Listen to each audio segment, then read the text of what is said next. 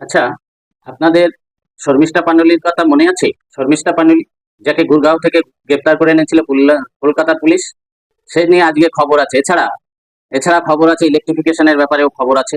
সবটা জানাবো। আমি শ্রীবাস পাল, এখন সকাল চ্যানেলে সবাইকে স্বাগত। এটা অত্যন্ত গুরুত্বপূর্ণ প্রতিবেদন। আপনারা দেখবেন, অনেক তথ্য আছে জানার জন্য। দেখবেন এবং বেশি বেশি করে শেয়ার করবেন। শর্মিষ্ঠা পানুলি, শর্মিষ্ঠা পানুলি যাকে যাকে গুরগাঁও থেকে গ্রেপ্তার করে আনা হয়েছিল, যে একজন আইনের ছাত্রী, আপনাদের মনে আছে? এটা নিয়ে আমার বিস্তারিত ভিডিও আছে, আগের ভিডিও দেখে নেবেন। কি অপরাধ ছিল? অপরাধ হলো, এই শর্মিষ্ঠা পাণ্ডলি ফেসবুকে পাকিস্তানি কোনো ইনফ্লুয়েঞ্জার সঙ্গে কথোপকথনের সময় তারা যেমন বিরূপ মন্তব্য করেছিল, তার বিরুদ্ধে উত্তর দিতে যে মুসলিম নবীদের সম্পর্কে কটূক্তি করে ফেলেছিল কিছু, তার জন্যে তার বিরুদ্ধে কেস হলো কলকাতায়। কলকাতায় কেস হওয়ার পরেই দেখা যাচ্ছে কলকাতা পুলিশ কথা অনুসারে শর্মিষ্ঠা পাণ্ডলি সেই ভিডিওটা ডিলিট করে দেয় এবং ক্ষমা চেয়ে একটি ভিডিও দেয়। তথাপিও সেই শর্মিষ্ঠা পাণ্ডলিকে, একটা আইনের ছাত্রীকে, গুরগাঁও থেকে গ্রেপ্তার করে আনা হয়েছিল। মূল কথা আজকের ভিডিও বিষয়টা সেটা নয়। আজকের ভিডিও এই যে শর্মিষ্ঠা পাণ্ডলির বিরুদ্ধে যারা কেস করেছিল তাদের নিয়ে। কেস করেছিল কলকাতার একটি ছেলে, মনে আছে? ভিডিও দেওয়া আছে, আগের ভিডিও দেওয়া আছে, যে ওয়াজাহাত খান এই কেসটা করেছিল।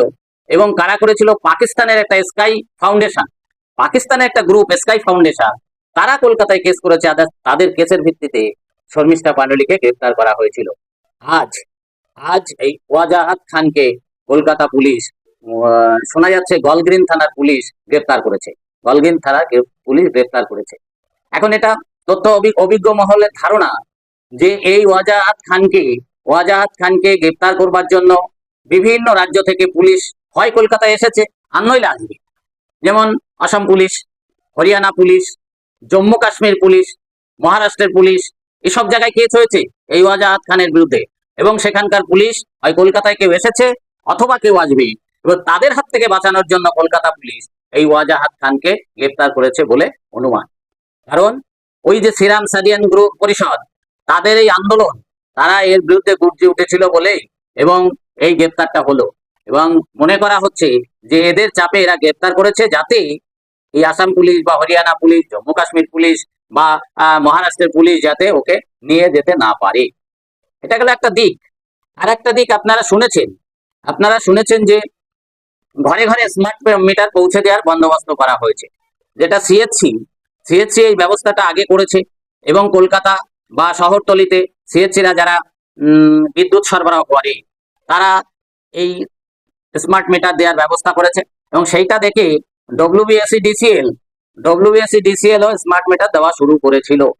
কারণ সিএচসি যে সঞ্জীব গোয়েঙ্কা, সে তো পার্টি ফান্ডে, টিএমসির পার্টি ফান্ডে, ইলেকট্রিক বন্ডে মোটা টাকা চাঁদা দিয়েছে। এখন চাঁদা যদি দেয়, সে টাকা তো তাকে তুলতে হবে। সে ঘরে পাবে কোথায়? ঘর থেকে এনে তো দেবে না, ঘরে থাকলেও ঘর থেকে এনে দেবে না, সে জনগণের মাথার থেকে তুলবে। তাই তারা স্বাধীনভাবে এই ইলেকট্রিকের দাম বাড়িয়েছিল।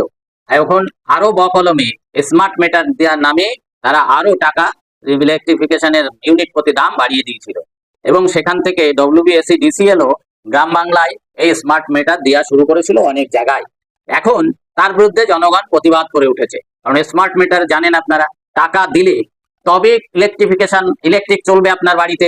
টাকা যেদিন শেষ হবে সেই দিনই বন্ধ হয়ে যাবে, আপনি যত সময় টাকা না মারতে পারবেন। এবং মোটা অঙ্কের তার বিলটা কাটবে, ইউনিট প্রতি দামটা মোটা অঙ্কের কাটবে।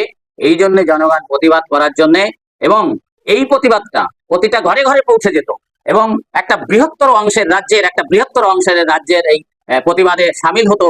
এই আশঙ্কায় সরকার তড়িঘড়ি এই স্মার্ট মিটার দেওয়া বন্ধ করেছে।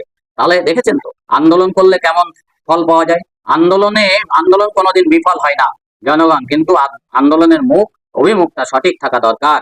যাই হোক, আমাদের মতো সাধারণ মানুষের কাছে এটা একটা বড় পাওনা যে আপাতত অন্তত স্মার্ট মিটারটা বন্ধ করা গেছে। জনগণের চাপে স্মার্ট মিটার বন্ধ হয়েছে। সুতরাং আপনারা তথ্যটা জানলেন, নিজেরা জানবেন এবং অপরকে জানবার জন্য শেয়ার করে দেবেন। ধন্যবাদ সবাইকে। ভালো থাকুন, সুস্থ থাকুন।